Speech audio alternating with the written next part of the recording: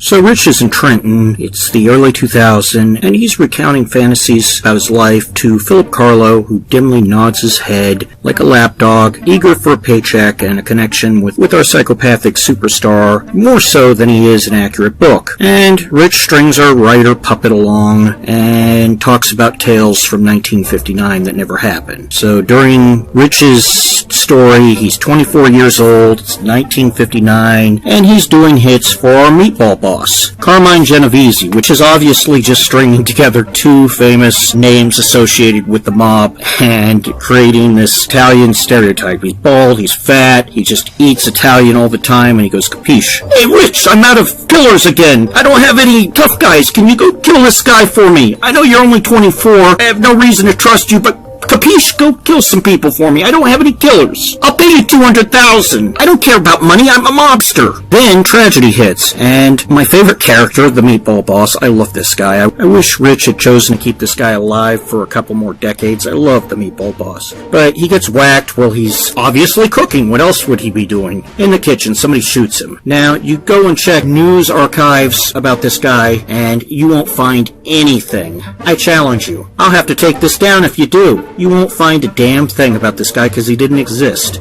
But he's dead, and every time I hear his name mentioned on I Lived with a Killer, which is supposed to be a serious documentary and it's a joke, mostly fiction, hearing these detectives talk about Carmine Genovese, the meatball boss, it's like hearing them talk about Cobra Commander. It's like, oh my god, he's talking about a cartoon character.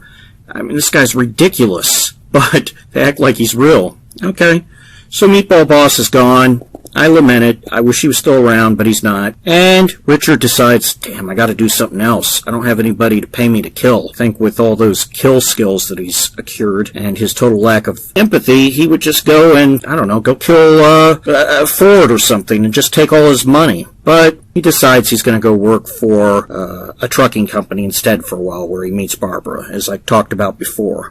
In real life, while he's married to Barbara, obviously this would satisfy at least a few of his homicidal and abusive urges, because he just beat her up for no reason, all the time, threatened his children, commonly, threatened to kill them. I don't know if he ever hit them. Barbara said she'd kill him if he did.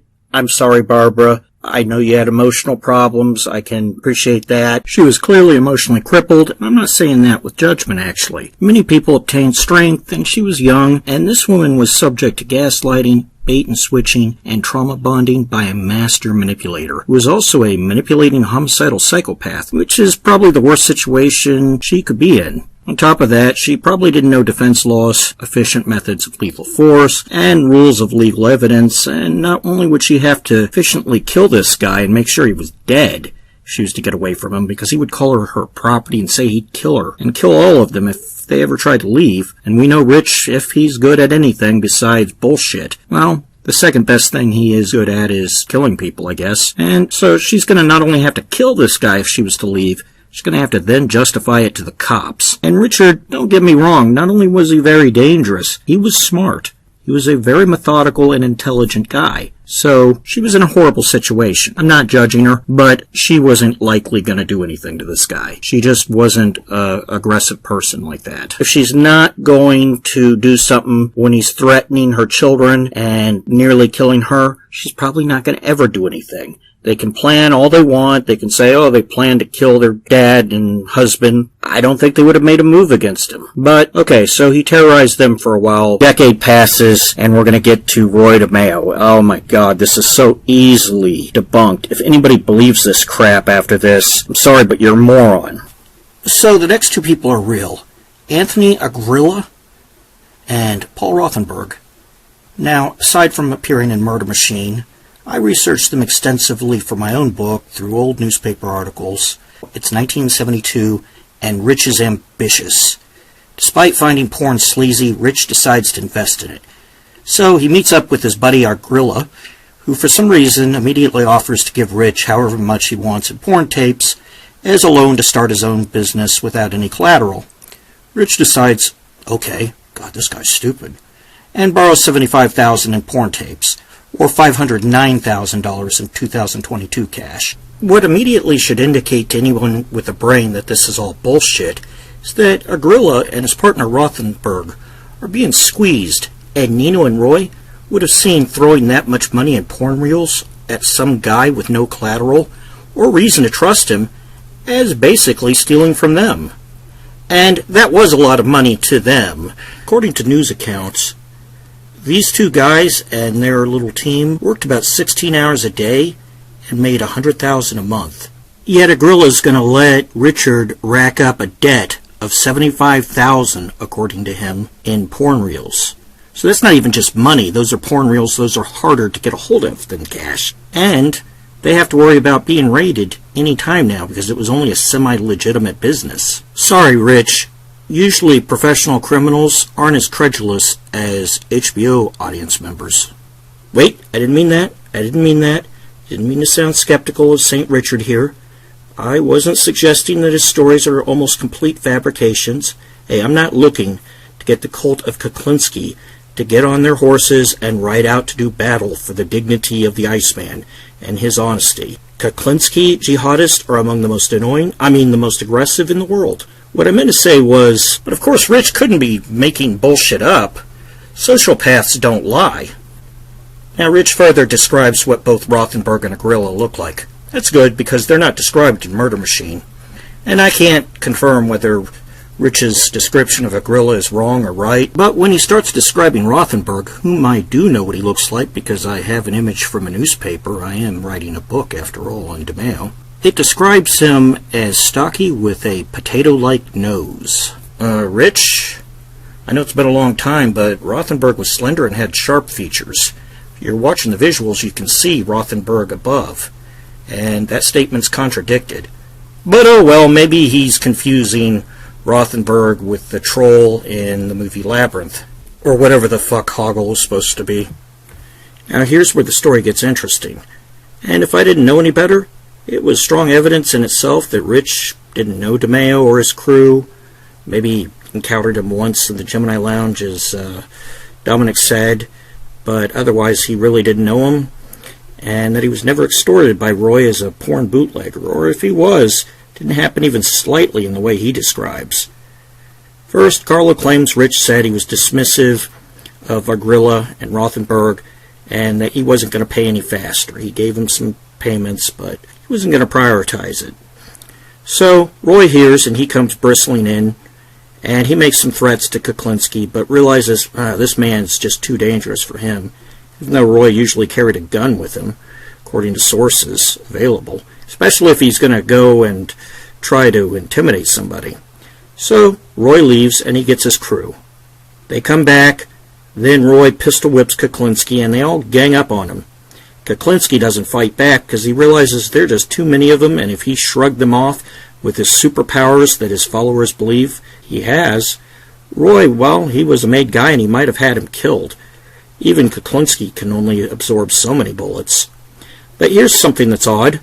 Name's Joseph Guelmo, a.k.a. Dracula, Joey Testa, Anthony Center, and Henry Borelli, except that Dracula didn't join the crew until 1977. He committed bank robbery in 1970, got arrested, slowed the trial down by cutting his wrists, and was stuck in prison and a mental ward until getting out around 1976. That's substantiated by both Capici and Murder Machine, Albert DeMeo, Dracula's own criminal record, which I show in my DeMeo series episode 8, and it's also in news accounts and case accounts. Furthermore, Rich says that they had prolonged contact because Roy drove back and invited Rich along, and he and Dracula hung out together. And Dracula also hangs out with him around this time in the Anthony Bruno book. Again, Dracula couldn't have. He was in prison. And even more odd, Rich describes Dracula as having that white mane hair that he's famous for, looking like Bela Lugosi, except, if you look at the newspaper account I provided above, if you're watching the visuals, Dracula had dark hair in the early 70s. He didn't go white till a few years later. Rich, it's almost like you didn't meet Dracula. So Richard was beaten up by Roy DeMeo and his entire crew, one of whom hasn't even arrived yet on the scene in 1973. And while being kicked and punched, Rich decides not to flex pose back and knock them away because there are only so many bullets Rich can slap away, and he can only be so strong. There might be more of them next time. Later, Rich finds out he made the right decision because he finds out that DeMeo and his crew are all serial killers who dismember people, even though, according to informants, all separated from the time so they couldn't have gotten their stories straight. It had to have happened then. Roy didn't murder until 1973, and his crew didn't murder until 1975. So they hadn't killed at this point yet. Roy would kill this year. So when Richard goes to Roy, wanting to apologize, Roy suddenly decides to just make him a killer. Hell, yeah, we're just going to make you a killer. I don't know why. You haven't done anything to make me trust you, but yeah. Usually there's a process of grooming, and he didn't just suddenly trust you. But, maybe Roy just immediately thought Rich sure seems like a trustworthy homicidal psychopath. I mean, he convinced millions of people, so Roy must have thought, I'd better use him. Even without Rich's sound effects from the equally trustworthy HBO that wasn't invented yet. Of course, Roy DeMeo was a lot smarter than the average person. He was a criminal genius if you ever watch my DeMeo series or read the book that I have coming out. Murder Machine kind of makes that point, too. And, of course, Roy being a psychopath himself, who worked around and led sociopaths and psychopaths and all kinds of degenerates, would have had a cynical view of other people, rather than suddenly simpering and growing idealistic whenever Rich gave one of his sob stories.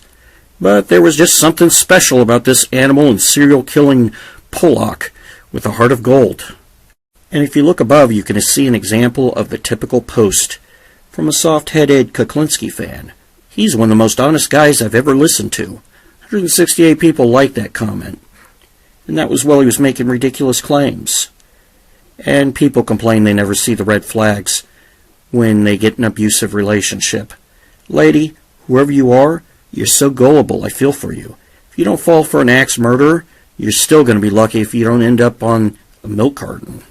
So Rich seemed to have explained he was a ninja because Roy gave him a ridiculous assignment to break him in. They go out on the streets where there are no apartment buildings, wherever that is in New York, or windows, wherever that is in New York, and he has him shoot and kill a man walking his dog, as though there's not a high-risk chance that somebody's going to see that. But I guess being an epic-level neutral evil assassin, though, probably allowed Rich to cloak himself in invisibility or something of the sort. Next, Rich finds out that Paul Rothenberg, the sleaze peddler, has been talking to the cops, and so does Roy. Okay, so in real life, Paul was Roy's first kill. He told Rothenberg to meet him across a mall with a busy boulevard next to a diner and an office building. Now, in real life, Roy had set up a meeting at the Landmark Diner with Rothenberg across Northern Boulevard. He didn't know that Roy knew about him meeting with the DA or assistant DA about cutting a deal to drop the charges in a porn raid on him if Rothenberg agreed to testify against Roy and Nino for extorting him. Roth had then arrived by himself, telling his wife he's going out for a cup of coffee, not knowing Roy planned on killing him. Roy then escorted Rothenberg in between the diner on his left and an office building on his right, so there's an alleyway, and that's where he was isolated, and Roy shot him in the back of the head real quick and then shot him on the ground. And Roy was later bragging about how once you kill somebody, anything's possible. And that's confirmed by informants, and those details are confirmed by the newspapers. Rich's story, which is disproved by news accounts, has Rothenberg showing up with his wife on the mall side of the street across from the diner, and he then shoots him in some non-existent alley that's not next to the Landmark Diner. And the lies don't end there. Now what you see above is the original diner. There's a new one built there now on the other side. That's taken from B-Riv, my friend, over at New York Crime Spot. So that was actually an alleyway on the side. It had a concrete barrier, I believe, and it made it a little bit closer than it seems right there. And so they walked in there. And back then there was a stairwell. That building was modified in the last 40 years. So that's where Rothenberg was murdered. Might have even been an actually different office building in terms of they tore the old one down and replaced it with that newer looking one. And that's probably what happened, because if you see in the photo, it looks like a different office building, but the address is the same. The diner was located there. It looks as if they just replaced the building over time. After all, we're talking about 40 years here. In real life, Roy waited for Rothenberg, which made sense. It was broad daylight on a Sunday in the morning when there's less traffic, but still enough people coming and going every few minutes that he needs to kill Rothenberg in that alley fast. So when Rothenberg gets there by himself, he escorts Rothenberg into an alley with a .38 and a silencer, and he pumps a bullet in the back of his head before Rothenberg knows what's going on. They said it was an instant death. The bullet exited his cheek. Roy then fired again into Rothenberg's head in a coup de grace to make sure Rothenberg was dead, 2 in the head to make sure they're dead. That bullet stuck in Rothenberg's head since he was facing concrete on the ground, his cheek on the side, and it had no way to exit. So Roy then quickly hurried away. In Rich's version, which makes no sense, Roy's not there. Richard shows up by himself for some reason, and he has to go over to a payphone, say that Rothenberg is arrived. And then Roy exclaims like an idiot, even though Roy was highly intelligent, "Wait for me!" And then Roy gets a group of his guys, who again have never killed before at this point, but Richard didn't know that, and they drive on up, because Roy needs a bunch of people to shoot and kill somebody. All these guys would do would be attract more attention, and Roy, again, wasn't an idiot. Roy shows up with Chris and Dracula, who, again, wasn't even in that crew yet, because he was in prison, and Freddy, who was only part-time in that crew dealing with the car theft part of things, and not as an enforcer or taking a violent position. And why would he need these people to show up when Roy can just kill this guy himself? Because that's only going to make it more obvious that somebody can be identified. This is broad daylight. And in real life, Roy shot the guy in an alleyway without him suspecting. But apparently, Roy's now an idiot according to Rich's world. And you can see in police files that Roy was the suspect in that hit, and that was based off numerous informants, including Freddy, and Vito Arena, and Dominic Montiglio, all whom had separated from the crew at different times and hadn't got together to make this story up. Oh, I should probably point out something. Richard Kuklinski and Philip Carlo were so unfamiliar with Roy DeMeo and his group called Murder Machine that formed in 1977 that they mixed Chris Rosenberg up, their second-in-command, into 2 people. In real life, Roy took a shining to this kid named Chris Rosenberg because he liked him and related to him. Eventually, Roy made Chris his second-in-command. His real name was Harvey Rosenberg until he changed it because he didn't like being Jewish legally to Chris Rosalius. So that was his actual legal name after he married his wife and decided to change it. Well, Iceman fucked that much up and lists him as 2 characters, Chris Rosenberg and Chris Goldberg. And when you look at the passages, they're talking about the same guy. Now, I'm only a single person. This is a lot of work to do. I just have a love for the subject and a passion for it. However, it pisses me off that people are out there paying their money and these 2 motherfuckers can't even get their Chris's right. Now, I expect that much from the liar, but Philip Carlo, fuck you. Fuck you. Fuck everybody who produced that book. It's still fun to debunk, though. Anyway, on to the next part of this idiotic story. And Rich is like, "What are you doing, you idiots?" Rich likes portraying Roy as cartoonishly moronic. I think there was a little bit of jealousy that Roy was the assassin that Rich wanted to be. But it's not Roy's fault, that's Rich's fault, because he just wasn't good enough. So, as soon as those guys start running up, Roy and his merry men of idiots, according to Rich, Rothenberg spots them, and instead of running over the mall or going someplace busy, where they're going to be witnesses, he decides, hey, there's an alleyway, which wasn't over there, and begins running towards that alleyway. You would think that since Rothenberg parked right in front of the diner, he would have ran towards the diner instead of an alleyway, because now nobody's going to see him. But Richard didn't even know there was a diner there if you look at the passages. I'm not going to show you that again. You can go read the book yourself if you believe this idiot. Now nobody's going to see Rothenberg get shot. And He was doomed now because in Rich's own mind, he's RoboCop. So Rich, he looks over, points his gun, and he fires 2 shots, both hitting Rothenberg perfectly in the head. Well, that's a pretty hard shot, but Rich is Clint Eastwood, so Rothenberg is dead. Instead of being upset that Rothenberg is dead and Roy still hasn't proved himself to Nino yet, or made his bones, and he looks weak and stupid in front of his followers for telling them to come here, he tells Rich he's cold like ice, because that's what everybody tells Rich, even though that nickname didn't come around until 10 years later in the 80s, and it was due to a murder he had blundered. Then later, Rich gets in a car with Freddy, who is only a part-time member at this point.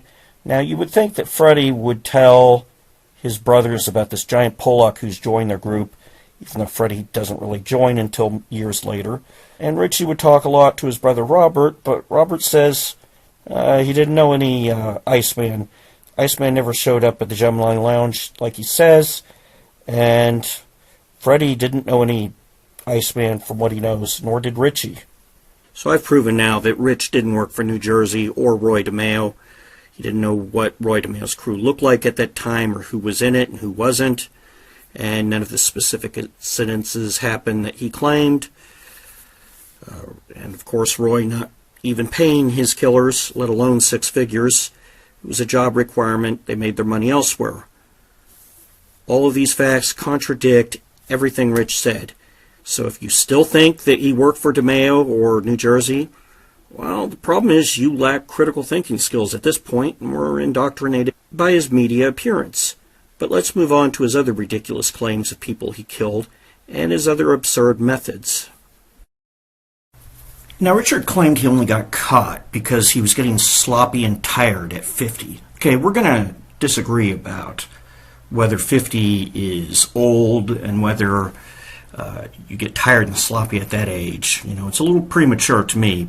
But as sloppy as Richard became, well, that sounds a little bit unlikely. He made a lot of very obtuse decisions that were more than sloppy.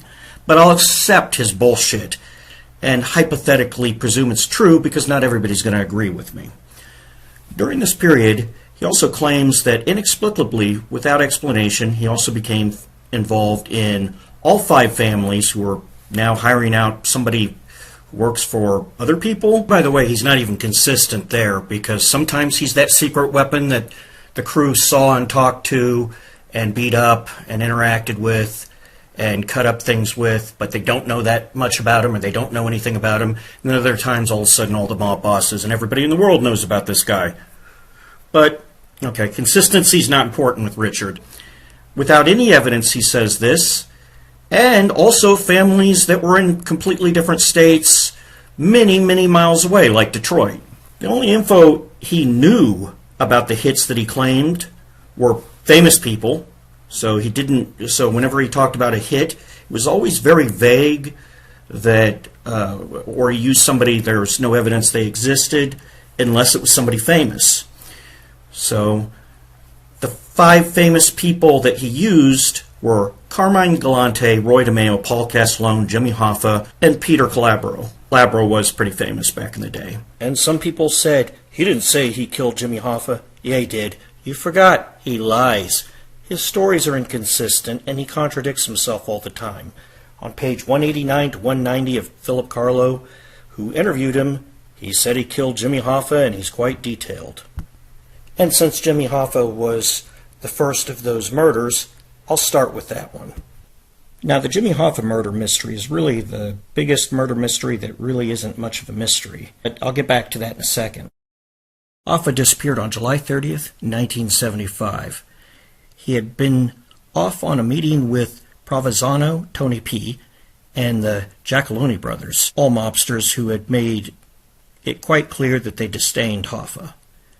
Now, the meeting was due to take place at 2 p.m. at the Matches Red Fox restaurant in Bloomfield Township. That's a Detroit suburb, so just say Detroit.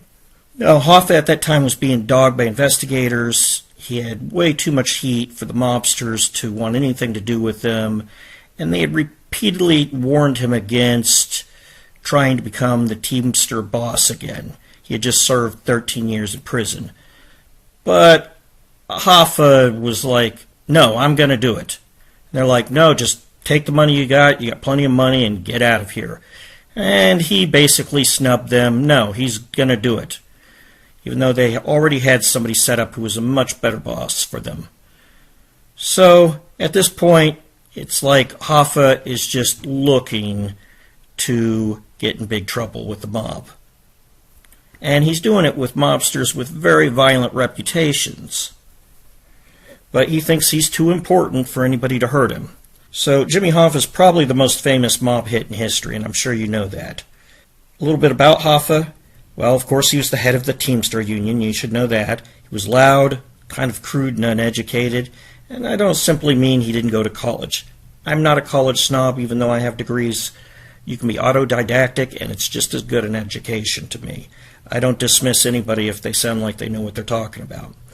But he sounded pretty uneducated. Outside his Teamster responsibilities, that is. I'm sure he knew that. But he'd sound like an ogre otherwise.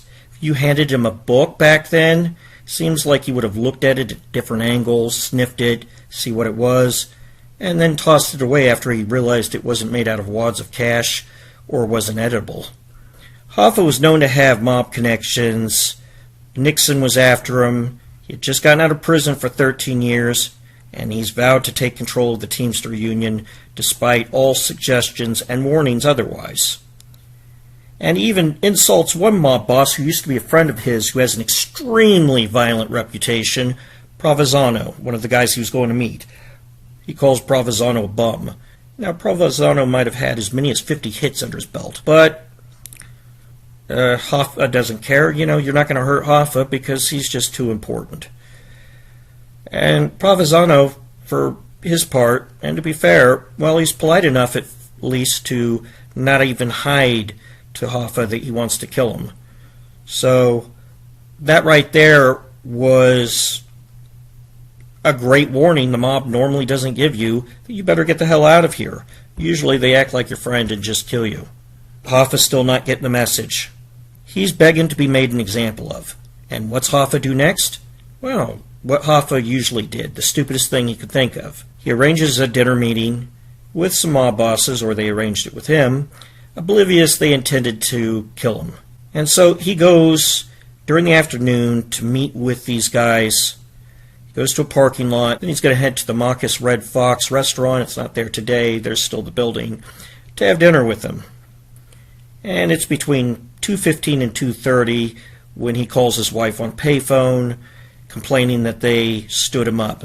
And the Giacalone brothers aren't even there. He wasn't going to get that lucky. He would have been lucky if they stood him up. So his wife hadn't heard from anybody, and he calls another friend around 3:30, says that they're late, but they're coming, and that's it. Eventually he vanishes, and more than likely the FBI concluded that the Mafia did their standard hit job, which is they invited him into a car, he went to a house where he was isolated from everybody else, and before he knew anything that was going on, somebody shot him in the back of the head, and that was that. I mean, if you've ever seen a single Martin Scorsese film with Mafia in it, you've seen it done. He's got that down. Now, the big secret, where's he buried? Well, the FBI kind of know that. It's really a stupid question. This was Detroit. The mob had salvage yards there because they make cars there. And they had two options for incinerators just a few miles from the restaurant where Hoffa was last seen. One was a crematory at a funeral parlor, and the other was a junkyard incinerator. Problem solved. You're not going to find his body then. He's ashes. Anything about taking him to New Jersey or anything else then becomes stupid. Doesn't make any sense. But according to our Forrest Kuklinski Gump, who's been everywhere and does everything, he claims with no evidence at all that Provenzano was a friend of his and asked him to be one of the assassins in a four-man team that they wouldn't have needed, and it would have actually crowded the car and made Hoffa suspicious. Who the hell's this guy? So Rich claims that he then took a trip all the way from New Jersey to Detroit with Tony P. to become this unnecessary four-man team because Detroit suddenly doesn't have their own killers. Who knows, maybe Richard Kuklinski's been killing them all. That seems as plausible as the rest of his story.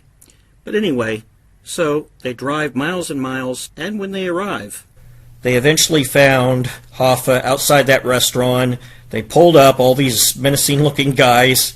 Hoffa's like, oh, hey, who are you guys? Oh, who cares? And he gets in the car, and because Richard Kuklinski always has to be the one to have the kill move, you know, he has a hunting knife with him rather than a gun, which is more practical, and just shoot him in the back of the head, and that he's going to make a mess right there in the car, and it's public. He reaches over and he knocks him out, and then he takes the knife and stabs it through his skull. Because we're going to go with the hardest method possible.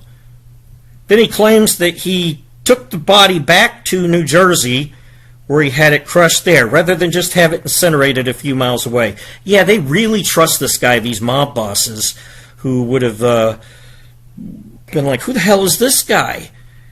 But Kuklinski knows everybody, and he always goes with the most impractical thing because it sounds cool and makes him part of the story. So a few years pass, and it's now 1979, and we're going to deal with the hit on Carmine Galante. And they're going to need Rich again because the mob have forgotten how to kill. Again, these guys have amnesia. I swear to God, what a bunch of idiots. They need to toughen up. Thank God they have that pole lock. Carmine Galante was a diminutive, cigar-smoking psychopath, became acting boss of the Bonanno crime family. Now, there wasn't much morally redeemable about Galante. He was diagnosed with a psychopathic personality disorder, using old medical nomenclature, but the label was fitting. He was narcissistic, the type who would pimp out his own brother, a heroin trafficker, a bully, and extremely racist even by mob standards, to the point he'd call black men racist epithets in prison even though he was only 5'5", and that's because he had the power to have a hit on them if they reacted back. So they didn't. They didn't want to get killed. This Galante was petty, vindictive, a total piece of shit. And while I can appreciate a good grudge, he carried out that vindictiveness to such pointless extremes that he had the mausoleum doors of his late enemy, mob boss Frank Costello, blown off. Who's that going to hurt except the survivors?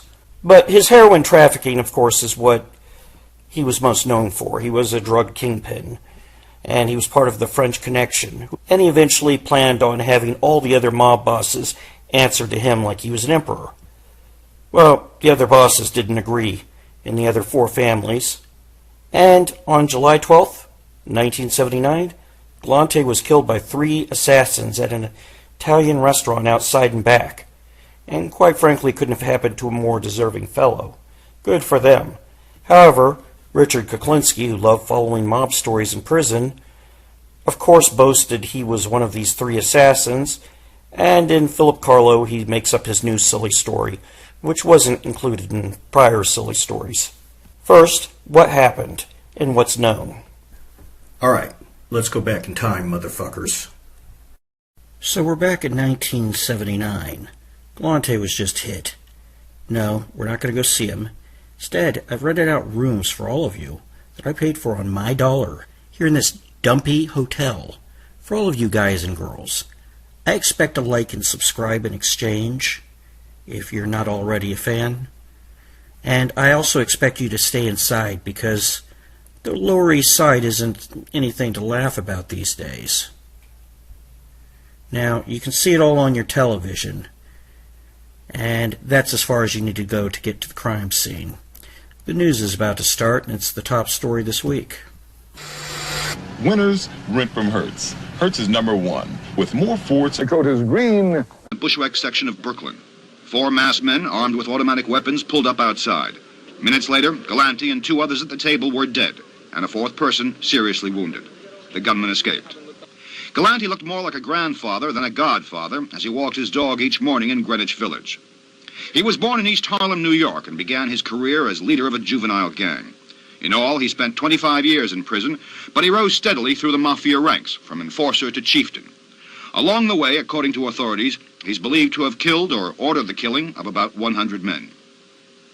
Galante's legal front was a dry cleaning shop in New York's Little Italy, but his real interests embraced gambling, prostitution, loan sharking, and most of all, heroin and other drugs. Last fall, while in prison for breaking parole by consorting with known criminals, Galante was placed under federal protection after authorities reportedly were tipped off that a rival mafia group had put out a contract on him. After he was released on bail last March, 60 Minutes filmed this conversation between Galante and his lawyer, Roy Cohn. I'm going to leave in the morning. I'm going to the country. Good. What are you going to do when you get to the country? Well, I planted peppers last week, now I'm going to plant tomatoes. The 69-year-old Galante was apparently involved in a power struggle for the #1 mafia position. Galante lost today, but police still don't know who won. And according to one expert, there may be several more killings before they find out. Bill McLaughlin, CBS News, New York. That was mob attorney Roy Cohn that Galante was talking to. There's never been a more unethical and unpleasant attorney, and quite frankly, if he represented you, he's long dead, he died back in the mid-80s of AIDS, but if he had represented you, to me, I would have thought, this guy's got to be guilty. Now don't misunderstand me. I'd still look at the evidence. But Roy Cohn, he always seemed to represent the most obviously guilty and wealthy reprobates that he could find. And I never found his arguments convincing. I've gone over them. But hey, he only needed one jury member to find him persuasive. And he got Gotti, small sentence, he defended Galante, defended all kinds of people, Paul Castellano briefly. And if he couldn't find one jury member to find him persuasive, hey, there's always bribery. Anyway, back to Rich. Sorry for distracting you, but I'd like to talk about these little 70s icons. So it's July 12th, 1979. And the location is Bushwick, Brooklyn. Galante's sitting in the back of Joe and Mary's Italian restaurant. This little porch patio that's been turned into a dining area and sealed off. So with them are Leonard Coppola, he's a Banano Capo, and he's a friend of Galante, and Giuseppe Turano, and he's the restaurant owner, and he's also Galante's cousin. There's also another Banano made man, Angelo Prezzano, but he gets stomach aches. I can't take it anymore. And Galante gives him permission to take off. Finally, we got 2 Sicilian bodyguards. They're the only 2 guys who are armed here, but they're actually useless. No, they're worse than useless. They're in on the plot, so they're not going to do anything to protect this guy. And their names are Cesare Baventra and Bauto Mato. So in real life, Galante was seated at the back of the restaurant on that patio area, smoking a cigar, eating his pasta, with Coppola and Turano, and his 2 good-for-nothing Sicilian bodyguards. And so they're chatting away, smoking and eating. There are a few customers in the restaurant itself. There are several. It's probably moderately occupied, but there aren't a lot of customers there. But there are enough to see what happened. And in back, where Galante is at, it seemed to be exclusive that day. I couldn't find any other customers that were back there. Sounds like they were doing business and wanted privacy. Could be wrong. There could have been 1 or 2, but I couldn't find any. Suddenly, our car pulls up, and 6 gunmen are there. 2 of them stay in the car unless they're needed. Another one gets out. They are all wearing ski masks, and he has a gun, and he begins warning people away from coming inside or staying in that area. Then the other 3, well, they just stride on in Joe and Mary's until they reach the outside patio. Galante, Turano, and Coppola look up, and they blow them away. And they're carrying .45s and a shotgun. Police are able to tell that from the casings later on. So those 3 men are basically killed instantly. Coppola's only hit once. He's hit with a shotgun blast, and it tears through him and sends him toppling over. Galante's hit through the eye with a shotgun blast, but also torn up with the .45s. Now, Joe, the owner's son, sees what's happening and tries to get help, but he gets shot. He doesn't die. He's later a witness. Several people who witnessed what happened, but since they were wearing ski masks, they couldn't fully identify these guys, and there was a confusion of how many there was for a bit. Now, enter Kuklinski and his fantasy land. According to Kuklinski, Roy contacted him and urged him to be a 4th assassin there. He wants him to shoot them up first. Now, there's no evidence Roy ever had anything to do with the Galante hit, probably because he didn't even associate with those guys very much. And the Bananas were taking care of their problems in their own family because they wanted promotions and to impress the commission. But somehow, Roy magically becomes involved. But here's the real magic. Even though this is one of the biggest mob hits in history, according to Kuklinski, Roy suddenly forgot how to kill again because, he would have been on this. Oh, I get to go kill a big mob boss. And he suddenly quit caring about money because he's going to pay Richard a ton of money to do this. And he also didn't suddenly care about promotions or respect anymore because he's going to let Kuklinski go do this. But no, we got the invincible Pollock.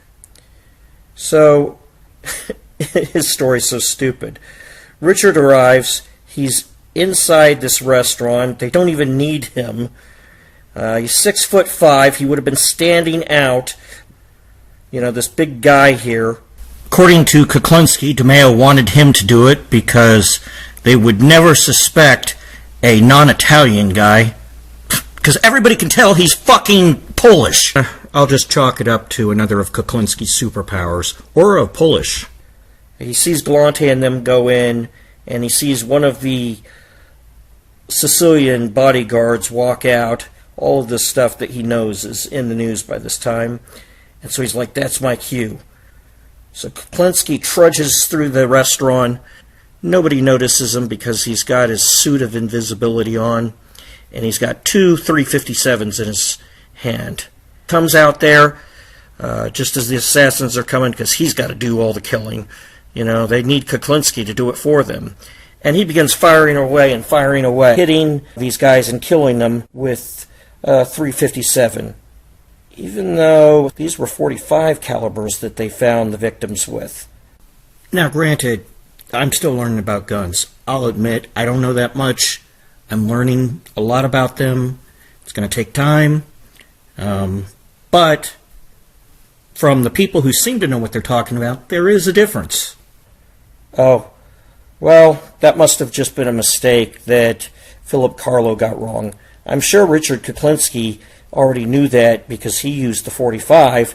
If there's a discrepancy, it's either Richard Kuklinski or Philip Carlo. Well, we know that Richard's going to be the honest one. He's not just making this up. And then he turns and he walks out, nobody noticing that giant Polish guy there that day, even though people were looking around in horror and were able to give an account of what happened later. No giant 6'5" guy would have stuck out like a sore thumb. And oddly enough, even the people who were right there, they didn't notice this 6'5" guy blasting away. Holding, hey guys, hold up, I got this, to his masked guys behind him. How strange. There's no evidence a serial killer like Richard was mass murdering homeless people in Manhattan. At the time and place he said he was doing so, people in New York City would have noticed eviscerated homeless people lying everywhere, and he claims he went out there and killed them like they were camp counselors in a Friday the 13th movie. And no, not everybody is a dirtbag who doesn't care about homeless people being murdered, including cops. In fact, I think whenever I see a homeless person murdered, I get more offended than even maybe a kid. You know why? Because their life sucked so bad already. Somebody had to go along and take the last thing they had. Now, it'd take forever to point out every other single lie Kuklinski made, but I'm going to point out a few. In one claim, Roy DeMeo sent Kuklinski to Florida in the early 70s, not long after Rothenberg's 1973 hit, to do a contract murder on a rapist who had raped some guys who's paying them's daughter. One major problem that immediately becomes apparent is Roy wasn't even engaging in contract hits yet. They didn't come along till 77. And in that situation, what's Rich do when he finally finds this guy? Well, he pulls off his testicles. Now, I've never tried to tear off somebody's balls, and hopefully I'm never in a situation where I find myself tempted or needing to do so. I doubt you probably have either. But it seems like pulling cartilage like that might be kind of difficult. It's pretty elastic, and it's pretty resistant.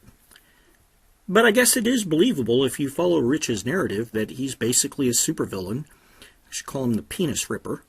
And it's too bad the government hadn't known about Iceman then, because they could have given him a gun, paid him, and told him to go in the Cold War for him. Then he cuts his penis off.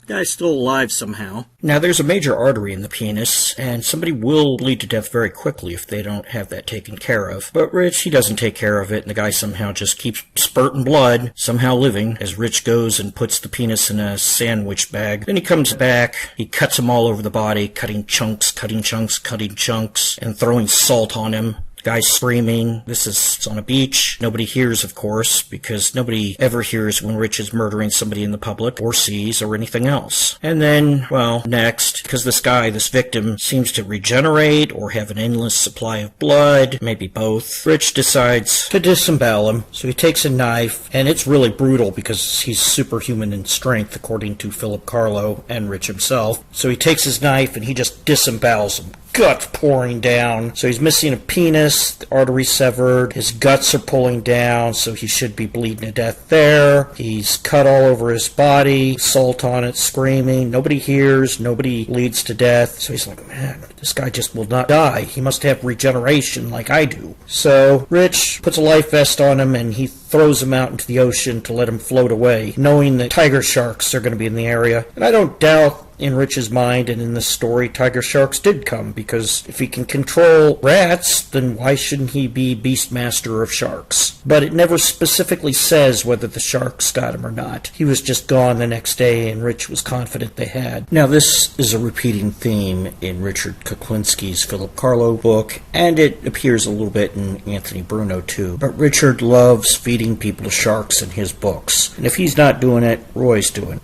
There's at least a few shark appearances. Now, do tiger sharks suddenly appear off of Florida? There are tiger sharks around there, bull sharks more than anything. But they usually don't just appear at night. I guess they could have smelled the blood, and they could have gone up there and they got them. I'm not going to pretend they couldn't. But usually they hunt during the twilight or in the late evening. But yeah, they could have got them at night, or maybe they got them in the morning.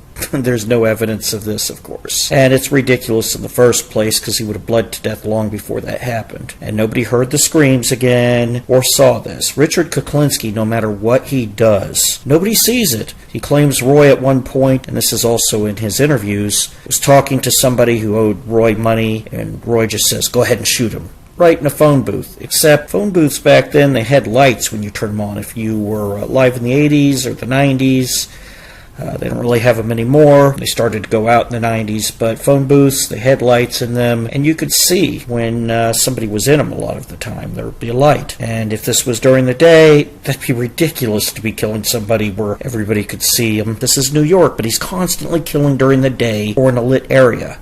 In another situation, he walks into a club, and he's angry at somebody, and he just shoots the bouncer in the club where the bar is filled with people, and they're playing music, and he walks out before anybody sees him. He's 6'5". Does this really sound realistic to you? How many of these stupid-ass stories did he have to tell before you thought, he should have gotten caught at least once? Jesus. Even back then, it wasn't that easy to kill somebody. Hey, nobody's going to notice me. Thousands of people around me. I can do this normally. In another instance, Rich kills some people who were molesting or raping some boy, because Rich, he feeds people to rats, but yeah, he's going to have a heart of gold suddenly there. In another instance, Rich murders people with hand grenades. Nothing about it in the news I could find from the period. Murders some hillbillies in a truck. Nothing about it in the news. So Richard Kuklinski claimed people beat him up, and DeMeo's crew hadn't joined yet. He mixed Chris up into two people. Roy didn't pay people for his hits. They were all serial killers, and he loved killing and getting his kills up. So why would he pay for someone? That guy wasn't a secret weapon. There was nothing the other guys couldn't do that he could do, and they usually could do it more effectively. Now, Richard's Rothenberg claim, his Galante, his Hoffa, they were all fake hits. He was never actually suspected for killing Rothenberg. And they were ridiculous. That so many people believed Richard Kuklinski did any of that just because they read it in a book shows a serious lack of critical thinking skills in this country. It definitely shows a serious lack of critical thinking skills with Phil Carlo before he died. That book actually made me groan. Before that, I believed him because I was gullible, and I believed HBO. And my critical thinking skills back then shut off. Iceman, the book that finally made me think, this is all too dubious. On top of that, talk about snitch. If Richard Kuklinski had been telling the truth, he would have snitched on every mobster who actually was real. And I guess since he would have been telling the truth, then the fake ones would have been real too. So he would have snitched on all of them. Fortunately, none of it happened. The only thing that I ever heard, the only time I've ever heard him mentioned was from Kenny McCabe. And you know who Kenny was. And Kenny was the closest guy to him. He did more with Kuklinski than anybody else. Because he used to tell me when I would go into the city and have lunch with him and things like this. I was already retired. And he used to tell me, this guy is lying, but they want to believe him because he's saying things they'd like to clear and things like that. But he's, Kenny kept catching him in lies, and he never. He said he killed Roy DeMeo. Yeah. Then Frank told me that he claims he killed Roy DeMeo. Now we know he couldn't get within a mile of Roy DeMeo, and if he did, he'd be dead. So. Well, Frank said he couldn't even identify what was in the trunk with Roy when you. Yeah. Now, how could you not know what was in that trunk? It was one of the most shocking things we ever saw. I was there when we popped the trunk out. Oh, you were there? I was there, and when we popped the trunk on his caddy, and I was standing right next to the guy banging it. Thing pops open. Right on top is a chandelier.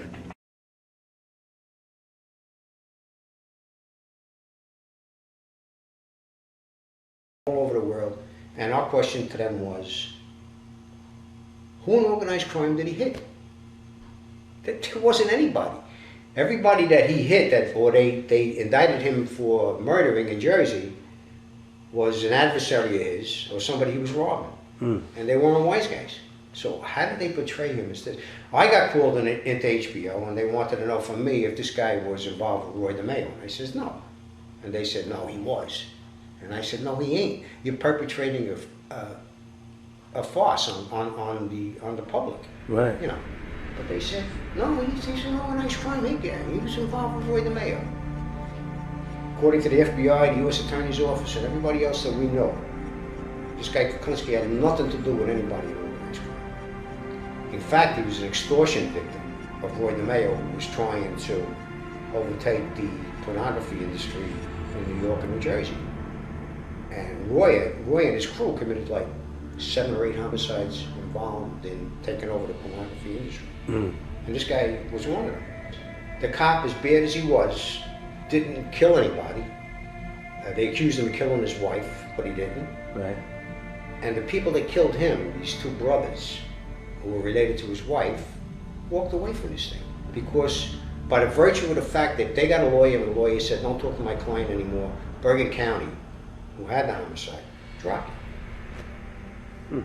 So when Kuklinski came up, that was beautiful, They just went to talk to Kuklinski, and they indicted Sammy the Bulgravano on the basis of what Kuklinski said. Uncorroborated. Right. There was no information that he did this. Here's a guy that says, well, Sammy gave me a cell phone. The victim got killed March 12th of 1980. There were no cell phones. Gotcha. That's only one of the things that were wrong. There was a Right. lot of things there that weren't right, which could prove that he didn't do it. Now we're going to examine the famous murder of Peter Calabro, a corrupt cop, which was big news back during the late winter of 1980. He worked auto theft, he was a detective, he was on Roy's payroll. He had worked for about 10 years up to 1980. Now, Peter Calabro was known for about a dozen homicides, maybe a little bit more than that. I know the exact number, talk about it in my book, by selling that information to Roy. Most days he just gave them VIN numbers and warnings about raids. In 1977, Peter Calabro's estranged wife died by drowning off Brighton Beach. She had her beach clothes on, her beach towel with her, beach chair, and that was found later by itself. Somebody mailed her keys. Now, her body was found about a week later by the Coast Guard. They were looking for somebody else, and they spotted a bobbing body about 5 miles away in the water, badly decomposed. They had to use dental records, and her family was pissed. The Gentili family immediately began threatening and punching Calabro. There must have been some kind of evidence that he was getting threatening or he had hit her or something. There was something prior that made them think that he was going to kill her. Not only did they want this guy dead because he had killed their sister, but they all wanted child custody of their niece. They didn't want their sister's murderer to have him. And despite strong evidence that he had killed his wife, the grand jury decided not to pursue it. Probably because he was a highly respected cop. And some people have always presumed that cops are more moral than everybody else, just like some people presume that they're all evil. Now I'm going to go over the evidence for why I'm confident Peter Calabro murdered his wife. He was a sinister figure who rivaled Richard in how unsavory he was, and I'm not joking. In some ways, he was even more sinister. I think that he was really underappreciated in how powerful he made Roy. But since this is about Rich, I need to compare his boasts with the evidence. And it makes me groan that a prosecutor pursued Sammy the Bull on this, because it was so contrary to the evidence. There was a detective who believed the Gentili family, and he worked hard to bring this Calabro down, and if he had, he would have saved a lot of lives still. He started sobbing, at which point an unsurprised Gentili brother walked over and said, and I'm paraphrasing this, "You did the best you could. We don't have nothing against you. Don't worry about it. You're forgiven. But now it's time for us to handle it." Well, that's pretty ominous. That means they intend on fucking this guy up. I wouldn't blame them. They did public a service if they were the ones who did it. And I would have jury nullified that if any of them got caught for murder. Sorry, that guy was killing more people too. There's only so much you can be expected to take in this world. On March 14, 1980, Peter Calabro was driving to New Jersey after finishing his police shift. He was taking a back road. He was only a few miles from his posh home where he lived with his new wife and his 4-year-old daughter. Someone along the road or driving up next to him fired a shotgun twice and killed him. His Honda swerved off the road and down 20 feet into an embankment.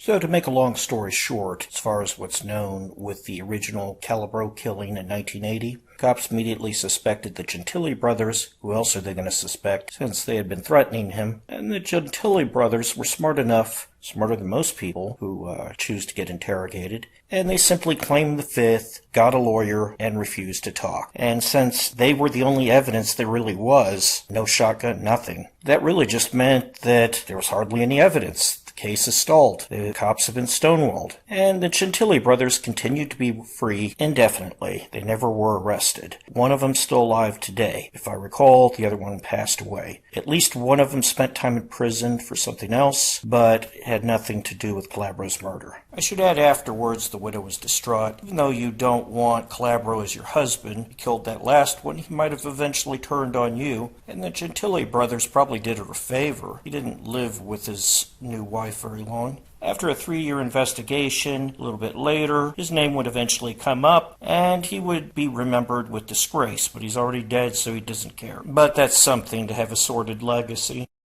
Along comes 2002, HBO, Special Episode 2. Richard has been gone from television for a decade, and besides the Anthony Bruno book, which his wife got the money for, he hasn't had attention for a long time. It's like a bomb that's about to blow up. So, Richard Kuklinski, being the bawling baby who's been told too many times yes now, and has had way too much attention given to him, give me some more public. I have more lies to tell you about killing everybody. I'll even raise my numbers. I killed 200 people now. One day, Richie probably even saw a divine light shining in his cell, even before the producers called to say they greenlit a second special. It is okay, Richie.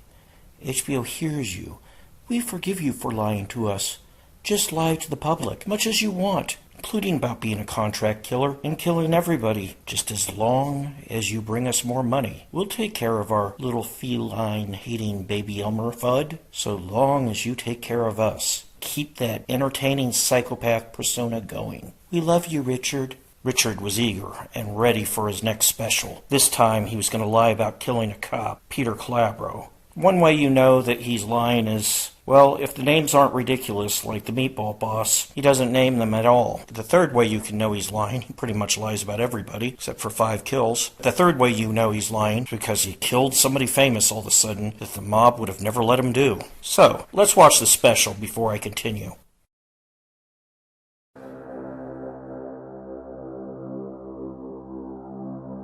In the early 80s, the Gambinos were feeling the heat of an intense investigation, which reached as high as their boss, Paul Castellano. As the pressure from law enforcement grew, the family began to worry about potential witnesses. One in particular presented a major problem. His name was Peter Calabro. The family ordered a hit, and Kuklinski was given the contract. On March 14, 1980, Kuklinski drove for hours on a snow-covered road in Saddle River, New Jersey, waiting for a call to come through on his walkie-talkie.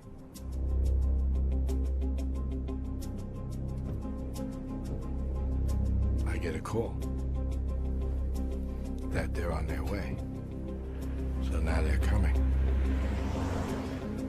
And it's snowing. The roads are very bad.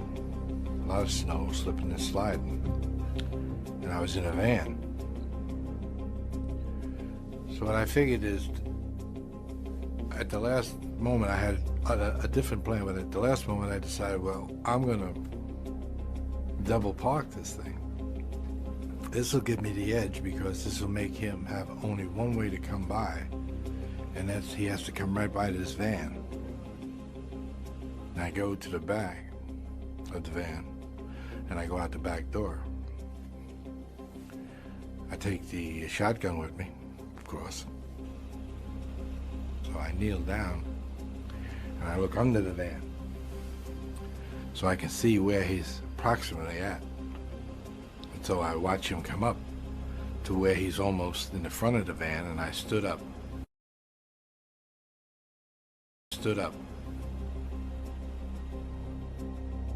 And as he's going by the van, I fired.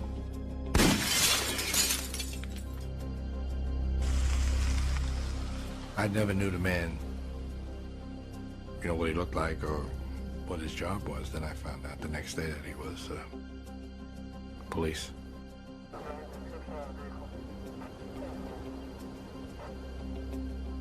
But had I been told to do him anyway, and I knew he was the police, I most likely would have done it anyway. I don't think I would have said no. Kuklinski had killed a cop who had gone bad, selling information to the Gambinos. A cop who was eliminated before he could turn state's witness. For Kuklinski, So he's going to get charged with another life sentence. He doesn't care, it's more attention, more infamy. Doesn't matter to him, but he wants to take somebody with him. And he points out Sammy the Bull and said, he paid me. Well, Sammy the Bull's enraged because he didn't do this, but nevertheless, Richard is gonna testify against him. He doesn't care, he just wants the attention. And tying himself to Sammy the Bull, that'll get him attention. So his account of what happened follows like this. Calabro was working for Roy, and he'd come around on occasion, and Richard would see him, along with the rest of the crew. In 1977, when Calabro wanted his wife murdered, Roy said he'd do it and drowned her at a beach. When the Gentiles accused Calabro, it was quickly dismissed because Rich said that Calabro had an airtight alibi. I'm just going to go over what an alibi means for a few of you. An alibi, a claim or piece of evidence that one was somewhere else, when an act, typically a criminal act, was to have taken place. So Rich is basically saying that a bunch of witnesses saw Calabro somewhere else when his wife drowned, and that was that he couldn't have done it, and that's why they dismissed it. And that's why he's saying, well, Roy did it, so that he'd have an airtight alibi. The first person cops look at whenever somebody's murdered is usually their domestic partner, their girlfriend or their husband or their wife. Now, there are a couple reasons why this story is a problem, and this isn't even the important story that he told. Let's take the weaker argument first and get that out of the way. Well, Roy would have probably punctured the lungs, since he knew how to do that, and that's how he usually killed people if he was throwing them over. He always tended to make sure the body vanished. No body, no crime was his philosophy. It's oversimplified, but it was still his philosophy. That drowning her and letting her float away was way out of his modus operandi. It seems dubious that he would be sloppy like that. He just shows up at a beach during the day and he's gonna drown her? Yeah, right. Even more ridiculous is how the hell did Calabro have an airtight alibi? Remember that. He said he had an airtight alibi. Calabro was the last person seen walking with her on the beach to discuss child custody and divorce papers after an acrimonious separation. No, he didn't do it. Did he have a transportation mutant power? Was he Nightcrawler? You should have fact-checked your old newspapers harder, little Richie. You put Calabro's daughter through hell just for your own ego. And as unscrupulous as Sammy could be, he didn't deserve to be framed for your narcissism. God, this guy's a cunt. And it should be disturbing to anybody that this is what our justice system amounts to sometimes. They can't look up that. In the early 80s, the Gambinos were feeling the heat of an intense investigation, which reached as high as their boss, Paul Castellano. As the pressure from law enforcement grew, the family began to worry about potential witnesses. One in particular presented a major problem. His name was Peter Calabro. The family ordered a hit. Yeah, the only problem with that story is that Peter Calabro hadn't drawn any heat. If anything, Peter Calabro would have been an asset at that point, because he would have been able to keep track of what the cops were doing. And considering the guy was responsible for 13 homicides by giving away informants, I'd say that he was probably not going to be flipped. The cops would have been out for his balls. In reality, Sammy and Roy weren't even that close, according to Frank Pergola, a DeMeo detective, as well as others. Sammy was kind of afraid of Roy, even though he doesn't want to admit it. That's why he hasn't talked about him more in his podcast. Roy was unbalanced. He had a reputation of just murdering people. That's info more for people who follow my channel, but I figured I'd throw it out there for you guys. I saw some guy on a forum suggesting Roy clipped Calabro himself because he was bringing heat after Operation Boulevard, which was the big operation that took down a lot of Roy's car thieves, and it was really the first big hit in police raid. I'm not shaming the guy. It's easy to get dates and facts wrong, but it reminded me of something, actually. Operation Boulevard actually happened a month after Calabro's murder in April and might have been prevented with Calabro's auto theft knowledge. He was an auto theft cop. Roy was crippled after Calabro's murder. The raid might have still happened, and he did have John Doherty. He had about 5 cops in total during his career who helped him. But Calabro seemed to be his best snitch with 13 homicides under his belt due to selling out informants to Roy. People presume that it was late that year that Calabro was killed because there was a snowstorm, and that it must have been after Operation Boulevard. But it was actually a late winter on March 14. The big car raid was in April, and Vito Arena, who would destroy Roy ultimately with all his heat, fled after that. Calabro wasn't on paper either. So where were the cops then getting his involvement to bring down all this heat on him? Oh, that came out in 84 and 85 with Freddie Montiglio and Vito Arena. According to Calabro's fellow cops at the precinct, nobody suspected anything bad about him. The Gentili brothers had mentioned a car theft ring, but nobody took them seriously. The cops were on Calabro's side. It also isn't clear Sammy had any involvement with Roy besides minor talks about working to steal cars. Maybe they did steal a few together. But Roy actually had found a very useful car theft item from California, and he didn't want to share it. And again, Sammy didn't want anything to do with them. DeChico and Roy did a hit or two, which I'm going to talk about in my book. But his name didn't come out in the auto theft raid, and neither did Sammy's. I couldn't find anything about them in the court cases against Paul. And both Sammy and obviously DeChico was killed later were free a while after these other guys went down. These raids were going to destroy Roy eventually himself. Roy's name was getting mentioned everywhere on all his crimes at some point because he had his hand in everything, and by 84 everybody started getting arrested.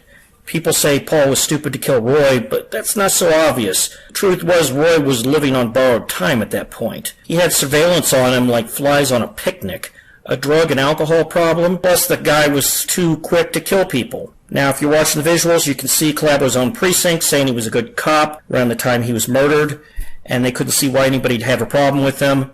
No known investigations into Calabro occurred until after those car theft raids. Then we have Rich's account. Listen one more time. So what I figured is, at the last moment I had a different plan, but at the last moment I decided, well, I'm going to double park this thing. this will give me the edge because this will make him have only one way to come by, and that's he has to come right by this van. And I go to the back of the van, and I go out the back door. I take the shotgun with me, of course. So I kneel down, and I look under the van, so I can see where he's approximately at. And so I watch him come up to where he's almost in the front of the van, and I stood up. And as he's going by the van, I fired.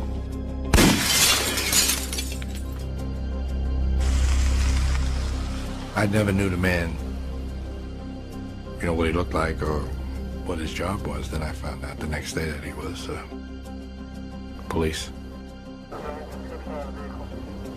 Rich, was it a van or was it a car? Because you said it was a van right there, and Philip Carlo, you said it was a car. I just want to make sure, you know. It's not like I'm saying you'd lie. Actually, Calabro was hit twice in the head through the window with a shotgun blast, not once, as Richie said. And that's not an easy shot. It's extremely difficult to hit a moving object while you're standing in one place with a shotgun. There were also no footprints on the road, and the snow had stopped around 10 p.m. That's all in the weather report if you look it up online in news archives. There were light sprinkles, slushing, but the snow plows arrived only a few minutes later, and then the cops, and then it was all news. No footprints, they couldn't find any, so they were perplexed, and they realized, there wasn't just one killer. Someone was driving, and another person took a shotgun, pointed it out the window, and fired on him. Well, he was driving. He probably looked over and barely had time to think. The lanes at that time were slowed down, and so the speeding was probably around 25 to 35. Now, that's very doable to shoot somebody twice with a shotgun before the car swerves off. The Gentili brothers refused to answer questions afterwards, and they had said prior they would handle it their own way. They were personally angry at this guy. They didn't necessarily want other people to do it. Roy and Richie aren't the only people willing to kill, especially when somebody murdered their sister, and nobody wants to do anything about it, and I don't blame them in that case. Calabro was a dirtbag, and I don't think the cops cared as much about him in the long run as they would have a normal cop, because this cop was selling out informants and probably giving data on other cops too. That Bergen County prosecutor who pursued charges, well, his own office was found to be rife with corruption, and he just wanted glory for taking Sammy down for anything he could do. It's despicable. Sammy had no power to poison Iceman in prison. The government wasn't going to go after him for a case that could be beaten. They'd be going after a lot of people that way. And the medical examiner who would have had to be in on this conspiracy made it pretty clear that it was a health problem. It wasn't a trial that Rich was going to cause Sammy to go down on, more than likely. And the detectives and other people I'm going to show you, they were DeMeo detectives, like my friend Pergola. Next, Paul and Roy, and I'm done. The end of Roy's life, he had an entire mob trying to kill him. As Gene Gotti says in an FBI surveillance, Roy had an army of killers around him. He wouldn't have needed this big prick to protect him. Iceman isn't invincible just because he's tall. The fact that he wears sunglasses, is big, talks deep, and has HBO's support, and enjoys lying is the only reason why people become stupid when he lies. When you think about it, why would Iceman be his only bodyguard and be able to suddenly shoot him? Iceman absorbs bullets about as well as Richard Simmons. Anybody can be shot and killed. Nobody's more immune to it than other people. Red, the twins, Profeta, and a lot of other soldiers. He didn't need that big malevolent Pollock who he had no reason to trust. He also had trained himself to fire at people with the shotgun under his leather coat. He was keeping the mob back, who all had orders to kill him, and that's a lot of people. There were over 200 Gambino soldiers at that time alone. But they're like, God, this guy's crazy. How are we going to get close to him? He was doing coke. He had that shotgun under his coat. And then he often had bodyguards with him. The idea he'd be alone with just Rich, over 1,000 people in total from 5 families, had it out for him, is absurd. They had to use Roy's own guys to get to him. And there were a couple other people there, too. That'll be in my book. Meanwhile, 300 crew members didn't know who the fuck Iceman was. And I'm counting Dominic Montiglio as inner crew because of his knowledge. It's kind of funny. Richie shows such a lack of knowledge about the DeMeo crew that when he says, who'd think of a 300-pound gay man earlier with the cyanide episode, well, Vito Arena was a 300-pound gay guy who was in the DeMeo crew. Freddie wanted revenge for Roy and his brother Richie's murder. He would have been the first to point Icy out. He's not afraid of Icy. He was in witness protection. That's easily debunked. Nobody knew who this asshole was. Of course, since I already debunked his entire involvement with DeMeo at this point by showing all the inconsistencies and how he didn't seem to know anybody, well, at this point, if you're still irrationally committed to the idea that Iceman worked for Roy, then you're a fucking idiot. It was Icy's job to get his story straight. The only evidence that supports Richard Kuklinski is he once bought a gun at the Gemini Lounge when they were selling out lots of illegal guns to a lot of people who had nothing to do with Roy DeMeo. And it wasn't just Roy DeMeo selling guns there.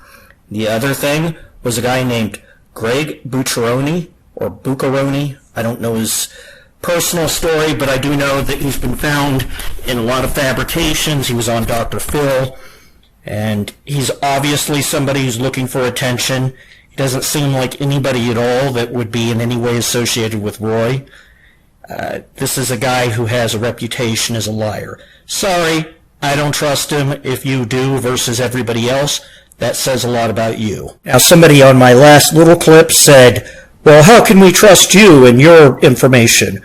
Well, first of all, I should be as trusted as nobody you know, although I think at this point I've demonstrated I have a commitment to the subject. I'm not sitting here and talking about this for 2 or 3 hours. I'm sorry, but your attention is not that important to me. This guy annoys me. I should actually have more credibility, even if you haven't listened to any of this, than Richard. Richard has a negative sum total credibility when you see that he lied and murdered his own friends. However, you should do your own fucking research, too, to see that I'm showing you the truth, even though I've actually put the clips up there for you. I'm not here to hold your hand in life if you, for some reason, want to believe a liar. With Paul Castellano, they already know who the murderers were. There were 4 hitmen. They weren't told of their hit until a few hours before they killed Paul Castellano, which contradicts all the information on Richard Kuklinski. This is found by reliable mob sources, whereas Philip Carlo couldn't check any of his facts, mixing up Chris Rothenberg with Chris Goldberg. And all the people who have informed on those 4 guys, none of them mentioned a 6'5" Polish guy, nor did any of the witnesses who were near Spark Steakhouse, a very, very populated area, nor did they notice the big Polish guy. Richard Kuklinski lied to all 5 of his known victims before ambushing and killing them. Yet people continue to maintain he was an honest man and ask, why would he lie? The answer, of course, is celebrity, attention, respect, which he was given, sympathy, and because he thinks when he lies, that's evidence he's superior over the people who believe it. A better question is why people continue to believe him when you show them evidence. Why do they even refuse to look at the evidence? In fact, why do they even sometimes become hostile and defensive, as if they need to believe in this man? When I spoke to his arresting officer, Dominic Polifroni, he said people have even come after him for arresting the guy, as if he's supposed to just let Richard kill people. And he says these people are like a cult. Well, first, people have invested in admiring and liking him so much for immoral reasons, they think he was tough. Fuck the victims. I like somebody who's that tough. It's going to make them feel bad if they realize that they were fooled too. They also think the stories are cool, and everybody wants to believe in cool stories. Of course, people don't want to think they're manipulated, especially when someone else figured out the truth. But finally, there's another reason. They don't think there's any reason why he would lie. This links to something one of the world's most narcissistic and horrific people once said, Adolf Hitler, who advanced much of his regime through deception against both his people and the world, while remaining honest about his nightmarish plans. In his 1925 manifesto, Mein Kampf, he said, in the big lie there is always a certain force of credibility. People are comfortable telling small lies, and imagine other people would be as uncomfortable as themselves perpetuating big ones. It never comes to their heads to fabricate colossal untruths, and they would not believe that other people could have the impudence to distort the truth so infamously. Even though the facts which prove this be so may be brought clearly to their minds, they will still doubt and waver and will continue to think that there may be some other explanation. And that's what you call, my friend, the credulous. People who are too eager to believe the wrong people. The second most common response to, well, how did he make money whenever somebody challenges Richard's claims of being a hitman who killed all these people, which I already answered that question, by the way, is, well, you wouldn't say that to his face, or some version of that, to suggest you're a coward, and he would intimidate you into submission, and therefore what he says is true. Now I'm going to go full internet Rambo here and say I don't know if he was a tough guy or not. I don't know if he's any more formidable than the occasional guy that size I roll with in Brazilian Jiu-Jitsu. I don't know if he would still stand with 200 pounds hitting him just above the knees and taking his legs, or if he would rip through me.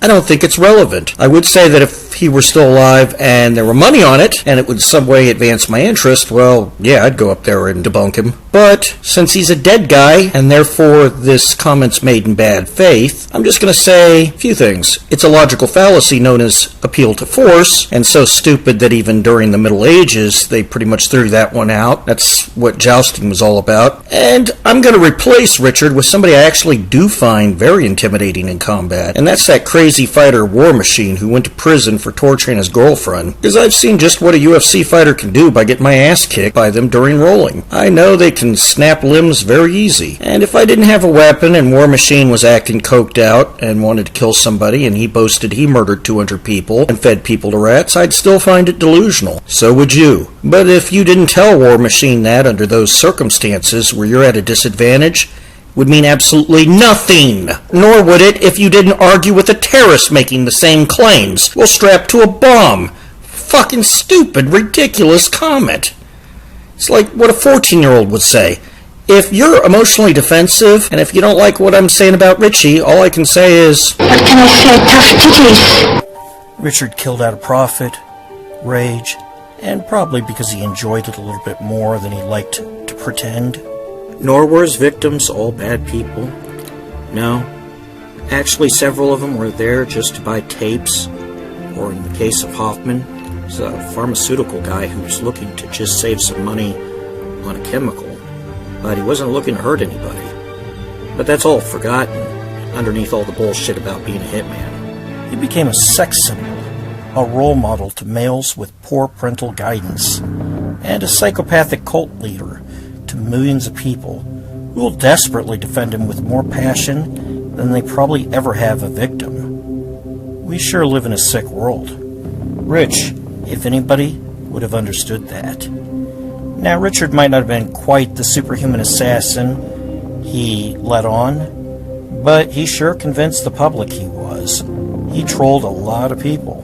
And don't misunderstand me, he was still a very sick and dangerous man when they caught him. Seemed like he almost was relieved to be in prison when he finally went. He didn't quite have the same responsibilities as he had in the outside world. In prison, he could become a celebrity anti-hero without ever having the pressures from reporters provide evidence or answer inconvenient questions. Richard also discovered while he was incarcerated that he had a real talent. Richard, you see, understood what people fear. He could conjure your darkest nightmares. He learned to entertain people with that same bleak and macabre imagination of his that he once used to try and mislead the cops by freezing a corpse. He was a good storyteller, so long as the story didn't focus too much on other people. Probably would have made more money writing scripts for B-horror movies where the monster was human or otherwise than he ever did as a criminal. He was good at entertaining people. Even better than he was a killer.